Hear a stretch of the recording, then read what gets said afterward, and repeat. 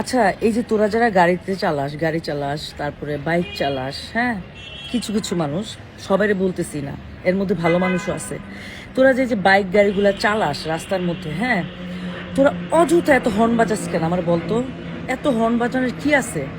তোরা দেখতেছিস সামনে জ্যাম, সামনে ট্রাফিক, সিগনালে রিক্সাগুলো আটকায় আছে, মানুষগুলো আটকায় আছে, তারপরে তো তোরা পিছনে বৈশা এই যে অযথা যে হর্নগুলা বাজাইতে থাকোস, তোরা কি মনে করস তো করে মানুষ ভালো বলে?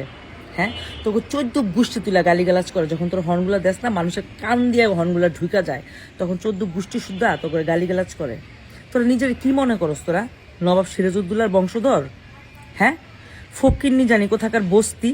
এরকম করে কারা জানোস? যার জীবনও কোনোদিন গাড়ি চোখে দেখেনি, 2 দিন ধরে গাড়ি কিনছে, বস্তি ফকিন্নি, ম্যানার জানে না, তারা এগুলা করে রাস্তায় বাইর হইলে, বুঝছিস? বেয়াদব জানি কোথাকার। মাঝে মধ্যে মনটা চায় এই যে পিছনে যেগুলো হর্ন এরকম করে বাজায় না অযথা, এই যে কিছু বাইকার গুলো আছে আজাইরা, কতগুলা মনে কর কানটা ফাটা ফেলায়, গাড়িওয়ালারা আছে কানটা ফাটা ফেলায়, এগুলো রিক্সা থেকে নাইমা চড়ায় দাঁত ফেলায় দিই। আর নাহলে মনটা চায় গাড়ির যে হর্ন মারে না, ওই কান ওইখানে ওর কানটা দিয়ে আমি যাই বৈশা ড্রাইভিং সিটে আমি হর্নটা বাজাই, তাহলে দেখুক যে কেমন লাগে আশেপাশে মানুষের। গ্লাসটা উঠাইয়া বাইরে মানুষদের বিরক্ত করা হর্ন বাজাইয়া, এগুলো কি কোনো রকম ম্যানারের কাজ হইলো?